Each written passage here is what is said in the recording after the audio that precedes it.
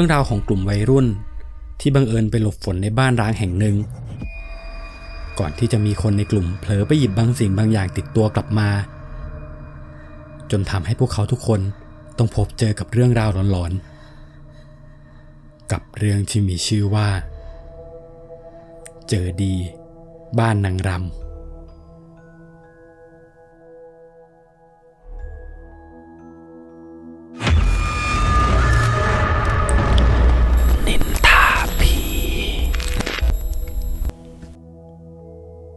ก่อนจะไปรับชมรับฟังเรื่องราวหลอนๆฝากกดไลค์กดติดตามกดกระดิ่งแจ้งเตือนเพื่อเป็นกำลังใจให้ทีมงานด้วยนะครับเรื่องนี้เป็นเรื่องราวของคุณโจเหตุการณ์ย้อนกลับไปเมื่อ9 ปีก่อนเป็นช่วงที่คุณโจย้ายมาทำงานที่กรุงเทพและตอนนั้นคุณโจก็ได้คบกับผู้หญิงคนหนึ่งชื่อว่าแนนพอเริ่มคบกันไปได้สักระยะหนึ่งแนนก็รู้สึกว่าอยากพาคุณโจมาเที่ยวเล่นที่บ้านเพราะเธอเองก็ไม่ได้กลับบ้านมาหลายเดือนเธอเลยได้ชวนคุณโจและเพื่อนของเธอมาอีก2 คนชื่อว่าปิ่นกับนัทซึ่งทั้ง2 คนนี้ก็กำลังคบกันอยู่เหมือนกันทำให้การกลับบ้านของแนนครั้งนี้จะมีทั้งหมด4 คนทุกคนเดินทางไปจนถึงบ้านเวลาก็เย็นมากแล้วต่างคนต่างก็รีบอาบน้ำแต่งตัวเข้านอนกันด้วยความที่เป็นต่างจังหวัดทำให้บรรยากาศจะค่อนข้างมืดรอบๆก็เงียบไปหมดบ้านหลังอื่นๆต่างก็แยกย้ายพากันเข้านอนตอนนั้นทุกคนนอนรวมกันอยู่ที่กลางบ้าน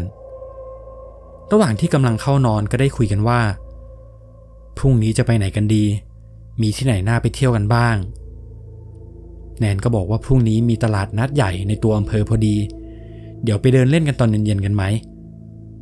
ซึ่งทุกคนก็เห็นด้วยและก็ตอบตกลงในคืนนั้นเหตุการณ์ก็ผ่านไปตามปกติจนผ่านมาถึง4 โมงเย็นของอีกวันระหว่างที่ทุกคนกำลังเตรียมตัวขับรถออกไปตลาดอยู่ๆท้องฟ้าก็ครึ้มเหมือนฝนกำลังจะตกแนนเลยบอกทุกคนว่าเดี๋ยวเรารีบออกกันดีกว่าถ้าฝนตกจะไปไม่ได้ในตอนนั้นทุกคนเดินทางกันโดยขับรถมอเตอร์ไซค์ไป2 คันมีคู่ของคุณโจและคู่ของนัทระยะทางจากตลาดบ้านแนนก็ไม่ได้ไกลมากประมาณ5 กิโลซึ่งระหว่างทางไปก็จะมีแต่ทุ่งนาเต็ม2 ข้างทางแต่พอขับรถออกจากบ้านไปได้สักพักคุณโจก็ไปสังเกตเห็นบ้านหลังหนึ่งตั้งอยู่เดี่ยวๆริมถนน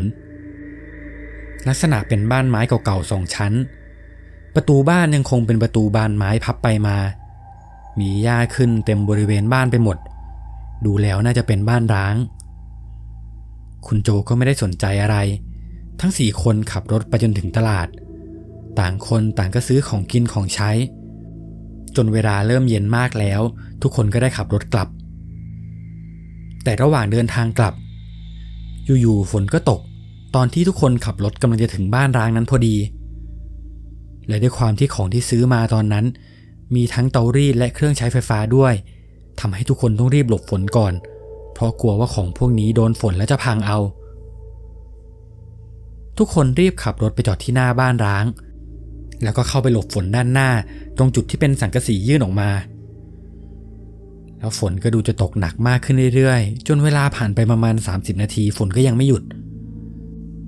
แล้วฝนก็เริ่มสาดเข้ามายังจุดที่พวกเขาหลบอยู่ในตอนนั้นเองอยู่ๆนัทก็บ่นขึ้นมาว่าปวดท้องน่าจะเป็นเพราะอาหารที่ทานเข้าไปตอนอยู่ตลาดทุกคนไม่รู้จะทำยังไงนัทเลยหันไปมองที่หน้าประตูบ้านเขาเห็นว่าประตูบ้านไม่ได้ล็อกมีแค่ไม้เก่าๆขัดกับประตูเอาไว้ไม่ให้เปิดออกตัวนัทเองก็เริ่มจะไม่ไหวเขาเลยตัดสินใจดึงไม้ที่ขัดประตูออกแล้วก็เปิดประตูเข้าไปข้างในสิ่งที่เห็นคือข้างในเต็มไปด้วยฝุ่นเต็มไปด้วยหยักใยดูแล้วบ้านน่าจะร้างมานานมากๆนัทมองซ้ายมองขวาจนไปเจอกับห้องน้ำใกล้ๆเขารีบเดินเข้าไปทันทีคนอื่นๆที่อยู่ข้างนอกเองก็เห็นว่าฝนสาดมาจนพวกเขาเริ่มเปียกทำให้พวกเขาต้องเดินตามนัทเข้ามาข้างในแล้วนัทที่อยู่ในห้องน้ำก็วิ่งออกมาขอกระดาษทิชชู่กับปิ่นเพราะเขาเห็นว่าข้างในห้องน้ำไม่มีน้ำให้ใช้เลยสักหยด พอได้กระดาษทิชชู่นัดก็รีบวิ่งกลับเข้าไปห้องน้ำเหมือนเดิมระหว่างที่รอนัดคุณโจพยายามมองดูพื้นที่รอบๆบ้านก็เห็นว่าบ้านไม่ได้มีอะไรมากมีลักษณะเป็นพื้นที่สี่เหลี่ยมโล่งๆแทบจะไม่มีของใช้อะไรเหลือเลยถัดจากห้องน้ำไปก็จะเห็นว่ามีบันไดสำหรับเดินขึ้นไปชั้น2และด้านล่างบันไดก็จะมีแคร่ไม้เก่าๆตั้งอยู่ด้วยความสงสัยเพราะทุกคนก็ไม่เคยเห็นบ้านเก่าขนาดนี้พวกเขาเลยเดินสำรวจไปเรื่อยๆแล้วก็เดินขึ้นไปที่ชั้น2แต่ระหว่างที่เดินดูชั้น2อยู่นั้นปิ่นก็เผลอไปเตะกับอะไรบางอย่างที่มีเสียงเหมือนกระดิ่งกลิ้งไปกลิ้งมาอยู่ที่พื้นปิ่นได้หยิบขึ้นมาดูสิ่งที่เห็นคือกระพวนข้อเท้าขนาดไม่ใหญ่มากลักษณะดูค่อนข้างเก่าพอปิ่นเห็นแบบนั้นเธอก็พูดขึ้นมาว่าสวยดีนะใครเอามาทิ้งไว้ตรงนี้เนี่ยพอพูดจบอยู่ๆพวกเขาก็ได้ยินเสียงโวยวายมาจากห้องน้ำเป็นเสียงของนัทเขาได้ทุบประตูห้องน้ำเสียงดังพร้อมกับพูดว่าเฮ้ยพวกมึงเล่นอะไรกันเนี่ยทุกคนเลยรีบลงมาดูว่าเกิดอะไรขึ้นปรากฏว่าสิ่งที่เห็นคือมีไม้แผ่นหนึ่งขัดประตูห้องน้ำเอาไว้ด้านนอกทำให้ประตูห้องน้ำเปิดไม่ออกซึ่งทุกคนก็งงว่าใครเอาไม้มาขัดไว้แบบนี้พอพวกเขาทั้ง3คนก็เดินขึ้นไปชั้น2ทั้งหมดคุณโจรีบดึงไม้ออกมาในขณะที่นัทก็โวยวายเลยว่าพวกมึงเล่นอะไรกันเนี่ยยังไม่ทันที่ทุกคนจะพูดอะไรอยู่ๆก็ได้ยินเสียงคล้ายกับกระพุ้นข้อเท้าดังขึ้นมาจากข้างบนพร้อมกับเสียงคนเดินย่ำไปย่ำมาตอนนั้นนัทเองก็โมโหเขาคิดว่าคงต้องมีใครแกล้งเขาแน่ๆเขารีบเดินขึ้นบันไดไปชั้น2แต่พอเดินไปได้แค่ครึ่งชั้นเขากลับหยุดนิ่งมองขึ้นไปด้านบนในขณะที่ทุกคนงงๆว่าเกิดอะไรขึ้นแล้วนัทก็รีบเดินลงมาแบบเงียบๆโดยไม่ได้พูดอะไรสีหน้าของนัทดูซีดจนทุกคนรู้สึกได้ทำให้ตอนนั้นไม่มีใครกล้าถามอะไรนัททุกคนกลับมายืนรอที่หน้าประตูเพื่อให้ฝนหยุดซึ่งระหว่างนั้นก็ยังคงได้ยินเสียงกระพวนกับเสียงคนเดินบนชั้น2ตลอดเวลาลักษณะเหมือนคนย่ำเท้าแล้วก็ใช้อะไรบางอย่างขูดลากพื้นไปมาตอนนั้นทุกคนกลัวก็กลัวตัวก็สั่นไปหมดแต่ก็ยังออกไปไหนไม่ได้จนเสียงนั้นเหมือนลากอะไรบางอย่างมาหยุดอยู่ที่หน้าบันไดทุกคนรีบหันไปมองตามเสียงนั้นพร้อมกันและสิ่งที่เห็นคือเหมือนมีอะไรบางอย่างลักษณะแหลมๆโผล่ออกมาจากชั้น2ช้าๆทุกคนจ้องมองไปจนเริ่มเห็นเป็นรูปเป็นร่างตอนนั้นทุกคนเห็นเป็นตาเดียวกันทั้งหมดเลยว่าสิ่งที่โผล่มาตรงนั้นก็คือชฎาแล้วพอชฎายื่นออกมาชัดขึ้นเรื่อยๆก็เห็นเป็นหน้าผู้หญิงคนหนึ่งโผล่ออกมาด้วยลักษณะคล้ายคนชะโงกหัวมาจากชั้น2กำลังจ้องมองมาที่พวกเขาอยู่ทุกคนเหมือนจะช็อกทำอะไรไม่ถูกก่อนที่คุณโจจะตั้งสติได้ก่อนคนอื่นจากนั้นเขาก็รีบกระชากแขนแฟนของเขาออกมาจากบ้านทันทีแล้วปิ่นกับนัทก็วิ่งตามมาทั้ง2คนรีบไปเอามอเตอร์ไซค์แล้วก็ขับรถกลับบ้านทั้งที่เปียกๆแบบนั้นโดยไม่สนใจว่าเตารีดจะเป็นยังไงพอมาถึงบ้านทุกคนก็มานั่งคุยกันว่าเกิดอะไรขึ้นสิ่งที่พวกเขาได้ยินและผู้หญิงที่สวมชฎาคือใครซึ่งแนนเองก็บอกว่าเธอไม่รู้เพราะเธอไม่เคยเข้าไปที่บ้านหลังนั้นเหมือนกันและตั้งแต่เหตุการณ์นั้นมาปิ่นก็เริ่มมีอาการแปลกๆเริ่มจากที่ปิ่นเริ่มมีอาการไข้ขึ้นสูงแต่ทุกคนก็คิดว่าน่าจะเป็นเพราะตากฝนแต่ยิ่งเวลาผ่านไปหลายวันปิ่นก็ยิ่งมีอาการแปลกมากขึ้นเรื่อยๆบางครั้งดึกๆปิ่นก็มักจะลุกขึ้นมานั่งแล้วก็พูดคนเดียวไม่เป็นภาษาจากนั้นก็โวยวายแล้วก็สลับมาหัวเราะอาการปิ่นวนไปวนมาอย่างนี้จนเหมือนเธอเริ่มเหนื่อยแล้วก็หลับไปพอถึงวันถัดมาปิ่นก็เริ่มมีอาการเมื่อๆจนถึงขั้นเดินไปกลางถนนตอนที่รถขับเข้ามาโดยไม่รู้ตัวทั้งที่รถพยายามบีบแตรแต่ก็ไม่เป็นผลอาการของปิ่นเป็นแบบนี้อยู่ประมาณ 3-4 วันติดแล้วอาการเป็นไข้ของปิ่นก็ยังไม่หายทุกคนไม่รู้จะทำยังไงก็ได้แค่ให้ยาตามอาการไปจนมีวันหนึ่งทุกคนนัดกันว่าจะไปเดินเล่นที่น้ำตกเลยชวนปิ่นไปด้วยเพราะกลัวว่าปิ่นจะเหงาถ้าต้องอยู่บ้านคนเดียวแต่ปิ่นกลับบอกว่า เธอไปไม่ไหววันนี้ขอนอนพักอยู่ที่บ้านจากนั้นทุกคนก็เลยตกลงกันว่าไปแค่3 คนก็ได้ให้ปิ่นนอนพักผ่อนไปก่อนและหลังจากที่ไปเที่ยวน้ำตกกันเสร็จทุกคนก็กลับมาที่บ้านช่วงประมาณ5 โมงเย็นกว่าปรากฏว่าไม่เจอปิ่นอยู่ที่บ้านตอนนั้นทุกคนเริ่มสงสัยว่าปิ่นจะไปไหนพยายามขับมอเตอร์ไซค์หากันทั่วหมู่บ้านแต่ก็หาไม่เจอจนไปเห็นลุงคนหนึ่งปั่นจักรยานอยู่ที่ท้ายหมู่บ้านคุณโจเลยเข้าไปถามว่าเห็นปิ่นบ้างไหมแล้วก็บอกลักษณะของปิ่นให้ลุงฟังตอนนั้นลุงเหมือนจะคิดอะไรได้บางอย่างแล้วก็พูดขึ้นมาว่าอ๋อผู้หญิงคนนั้นลุงเห็นเดินไปทางโน้นตั้งแต่4 โมงแล้วซึ่งลุงชี้ไปตรงถนนออกไปนอกหมู่บ้านทุกคนรีบขับรถไปหาตามที่ลุงบอกทันทีซึ่งถนนเส้นนั้นเป็นเส้นทางเข้าไปตลาดแต่พอขับวนดูตรงจุดที่น่าจะเป็นไปได้ก็ไม่เจอพวกเขาขับวนอยู่ 2-3 รอบแต่ก็ไม่เห็นวี่แววของปิ่นจนคุณโจสังเกตไปเห็นความผิดปกติบางอย่างที่บ้านร้างหลังนั้นเพราะประตูหน้าบ้านเหมือนถูกแง้มออกอยู่คุณโจเลยคุยกับทุกคนว่าเราเข้าไปดูข้างในบ้านร้างหน่อยไหมตอนนั้นทุกคนเองก็กลัวแต่ก็เห็นว่าฟ้ายังไม่มืดก็ไม่น่าจะมีอะไรเลยพากันลองเข้าไปดูทันทีที่เข้าไปข้างในบ้านคุณโจบอกว่าความรู้สึกต่างจากตอนแรกที่พวกเขาเข้ามามากๆเพราะด้านในมีแต่กลิ่นอับชื้นเต็มไปหมดและที่สำคัญมันมีกลิ่นของน้ำอบที่ฉุนมากๆลอยออกมาจากด้านในหลังจากที่นัดได้กลิ่นด้วยความที่เขาเองเป็นคนปากไวเขาก็พูดขึ้นมาว่าใครมันเอาน้ำอบมาเทไว้ตรงนี้วะแล้วแนนแฟนคุณโจก็เหมือนจะเริ่มรู้สึกแปลกๆเธอเลยบอกทุกคนว่าเดี๋ยวเราออกไปคุยกันข้างนอกดีกว่าทุกคนก็เลยมารวมตัวกันที่หน้าบ้านแล้วก็ถามแนนว่ามีอะไรแนนบอกว่าเดี๋ยวเราไปตามตาธรรมมาดีกว่าตาธรรมแกอยู่ที่วัดแกเป็นคนดูแลบ้านหลังนี้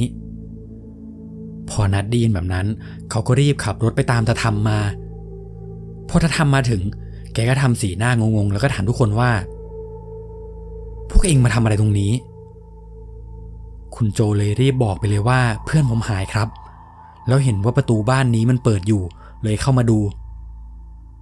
ตาธรรมมองไปที่หน้าบ้านสักพักแล้วแกก็พูดขึ้นมาว่ากูไม่เข้าไปหรอกนะพอได้ยินแบบนั้นทุกคนก็ไม่รู้จะทำยังไงเพราะเขาเองก็เป็นห่วงเพื่อนเลยยื่นเงิน300 บาทให้ตาธรรมแล้วก็บอกว่าตาพาพวกผมเข้าไปข้างในหน่อยผมเป็นห่วงเพื่อนจริงๆถ้าพวกผมเข้าไปเองก็ไม่รู้ว่าจะเจออะไรบ้างจนสุดท้ายตาธรรมก็ยอมแกหยิบเงิน300 บาทแล้วก็เดินนำหน้าทุกคนเข้าไปในบ้านทันทีที่ก้าวเท้าเข้าไปข้างในก็มีเสียงกระพวนข้อเท้าดังขึ้นมาจากชั้น2ทันทีทุกคนถึงกับขนลุกตาธรรมรีบหยิบธูปกำหนึ่งขึ้นมาจากย่ามแล้วก็ค่อยๆพาทุกคนเดินขึ้นไปยิ่งเข้าไปใกล้เสียงกระพวนเสียงย่ำเท้าที่พื้นก็ยิ่งชัดขึ้นเรื่อยๆจนขึ้นไปถึงชั้น2สิ่งที่เห็นก็คือปิ่นกำลังยืนรำอยู่หน้าตู้กระจกซึ่งด้านในมีตู้มีชุดนางรำแขวนอยู่และที่น่ากลัวไปกว่านั้นก็คือทุกคนเห็นว่ามีเงาดำๆเงาหนึ่งกำลังจับมือปิ่นให้รำไปด้วยสีหน้าของปิ่นตอนนั้นเธอน้ำตาไหลออกมาไม่หยุดแต่เหมือนว่าเธอเองจะควบคุมร่างกายไม่ได้ทุกคนกลัวมากรีบเข้าไปหลบหลังตาธรรมและในตอนนั้นเองตาธรรมก็ท่องอะไรบางอย่างก่อนที่จะทำการปักธูปไปที่พื้นแล้วอยู่ๆก็มีเสียงชฎาหล่นลงมาจากด้านบนตู้ทางด้านขวาทุกคนรีบหันไปมองตามเสียงทันทีสิ่งที่เห็นคือนางรำคนหนึ่งอยู่ด้านบนตู้พวกเขามองเห็นไม่ชัดมาก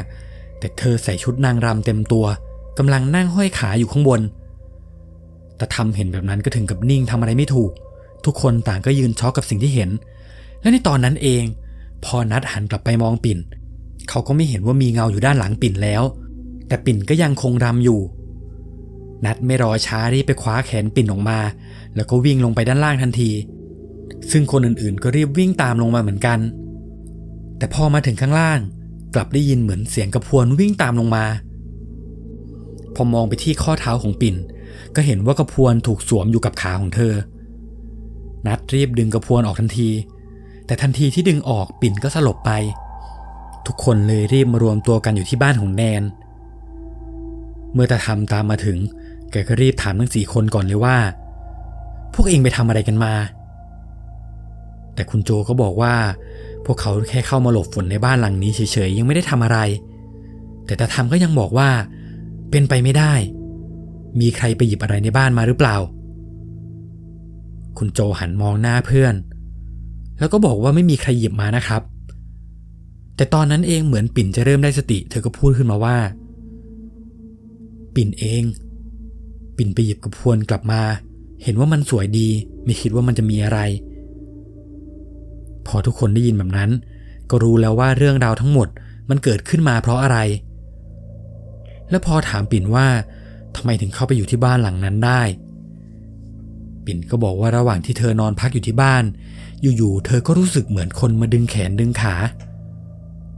พอเธอตื่นขึ้นมาดูก็ไม่เจอใครจนเริ่มรู้สึกว่าเหมือนมีใครเดินอยู่รอบๆเตียงแล้วสักพักก็มีเสียงผู้หญิงคนหนึ่งพูดขึ้นมาว่าเอาของกูไปคืนเอาของกูไปคืนซะแล้วหลังจากนั้นปิ่นก็ไม่รู้สึกตัวอีกเลยรู้ตัวอีกทีก็ตอนที่พวกคุณโจเข้ามาช่วยแล้วเหตุการณ์วันนั้นก็ผ่านไปพอเช้าวันรุ่งขึ้นตาทำรีบเข้ามาหาทุกคนแล้วก็พาทุกคนไปขอเข้ามาในบ้านหลังนั้น